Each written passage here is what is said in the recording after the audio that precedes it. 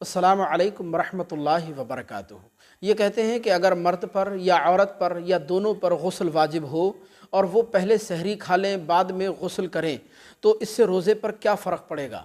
यानी इनके कहने का मतलब ये है कि मियाँ बीबी ने रात में हमबिस्तरी वग़ैरह की या नाइट फॉल हो गया या किसी और वजह से मर्द पर या बीवी पर या दोनों पर गुस्ल वाजिब हो गया और वो सो गए, सहरी के वक्त उठे और पहले उन्होंने सहरी खाई बाद में उन्होंने गुस्ल किया, तो इससे रोज़ा होगा या नहीं होगा।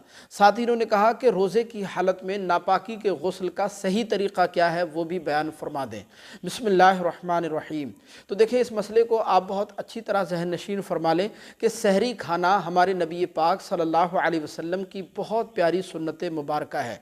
बल्कि सहरी का वक्त एक मुबारक वक्त होता है। उलमा ने लिखा है कि सहरी के वक्त में अल्लाह की बेशुमार रहमतें बरकतें अपने बंदों पर नाजिल होती हैं, अपने बंदों की तरफ मुतवज्जे होती हैं। बल्कि उलमा ये भी फरमाते हैं कि सहरी का वक्त ऐसा मुबारक वक्त होता है कि उस वक्त में जो भी नेक और जायज़ दुआएँ अल्लाह से मांगी जाती हैं अल्लाह तबारक व तआला वो ज़रूर कबूल फरमाता है।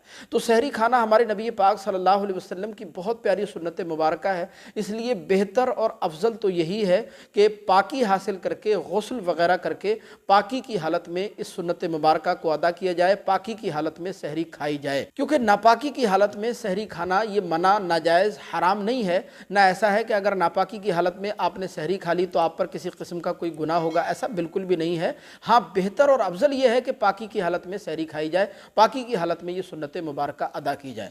दूसरी चीज़ ये है कि नापाकी की हालत में अगर आप हैं और आपका रोज़ा है तो आपके रोज़े पर भी कोई फ़र्क नहीं पड़ेगा। ऐसा नहीं है कि आपका रोज़ा नहीं होगा या रोज़े पर किसी किस्म का कोई फ़र्क आएगा, ऐसा बिल्कुल भी नहीं है। बस इतना ज़रूर है कि नापाकी की हालत में अगर आपने सहरी खाई है तो उसके बाद जितनी जल्दी हो सके आप गुस्ल जनाबत कर लें, ताकि फ़जर की नमाज़ क़ज़ा ना होने पाए, फ़जर की नमाज़ छूटने ना पाए। क्योंकि जानबूझकर फ़जर की नमाज़ को छोड़ देना या फ़जर की नमाज़ को क़ज़ा कर देना ये बहुत बड़ा गुनाह है, ये बिल्कुल भी मुनासिब अमल नहीं है। लिहाजा फ़जर के वक्त से पहले पहले गुस्ल जनाबत कर लिया जाए, उसके बाद नमाज फ़जर को अदा किया जाए, तो इसमें शरअन कोई हरज की बात नहीं है।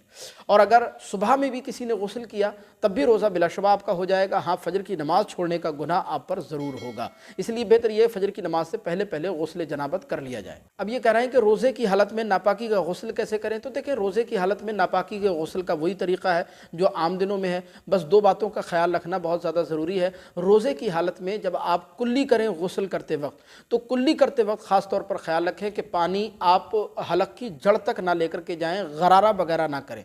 क्योंकि बाज़ औक़ात गरारा करने में या पानी को हलक की जड़ तक ले जाने में पानी हलक से नीचे उतर जाता है और फिर ऐसी हालत में रोज़ा इंसान का फासिद हो जाता है। तो इस बात का ख्याल रखना बेहद ज़रूरी है।